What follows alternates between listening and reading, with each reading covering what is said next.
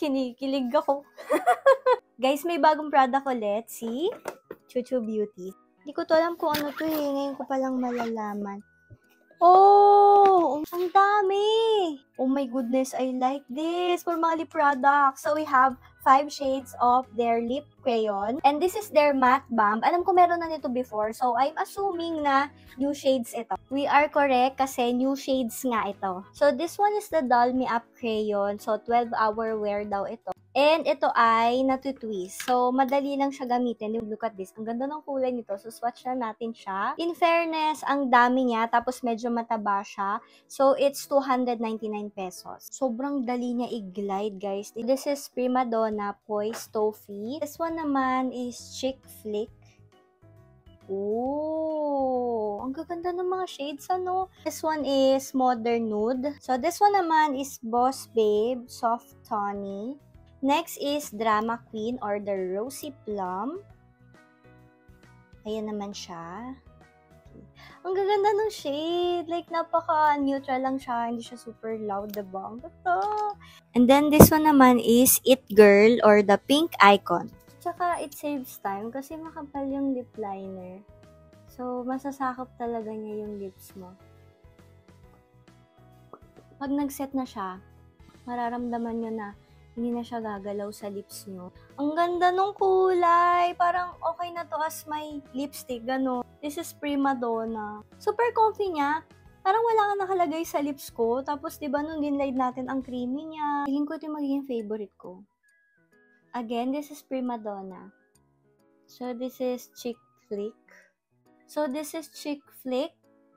Ganda rin niya. Alam nyo, to perfect for everyday. Tapos, medyo para siyang movie sa akin, ano.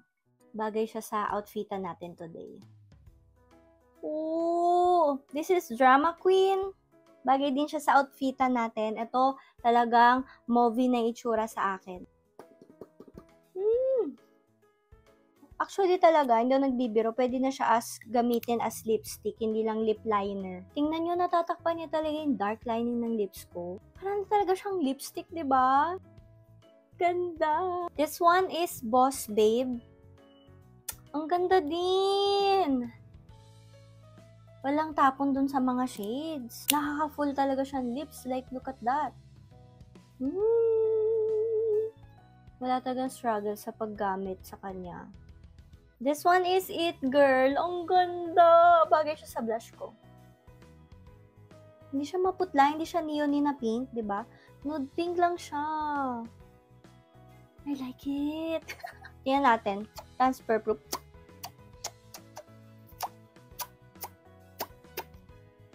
Wow! Wala! Grabe, parang kakalagay ko lang yun, diba? Nagsiset kasi siya agad.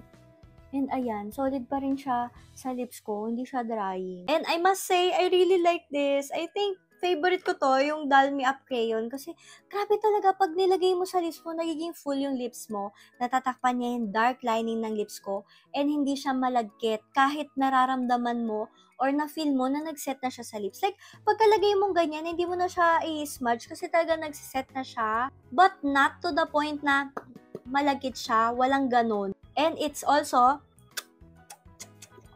transfer proof. Ayan o, wala talaga. I really like the shade selections. Actually, ito yung set talaga na talagang nagustuhan ko lahat ng shades. Kasi, perfect for everyday mga shades na to. Not too loud and feeling ko naman lahat bagay sa akin. Parang gusto ko mag-explore kasi hindi lang naman siya sa matte balm pwedeng gamitin lang. Pwede nyo siyang gamitin dito sa Juicy Dewy Tint nila in the shade Swirl.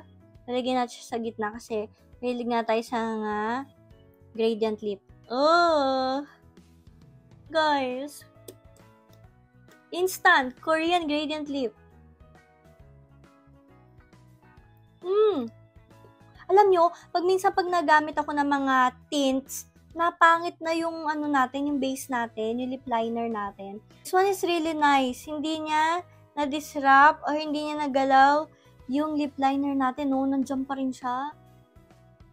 Ayan, so para na tayong bitten lips. Try this! Juicy Dew Tint and also this one, the Doll Me Up Crayon. Oh my gulay, guys!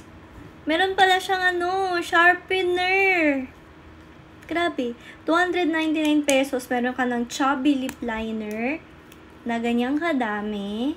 Tapos, meron ka pang sharpener. Super nice.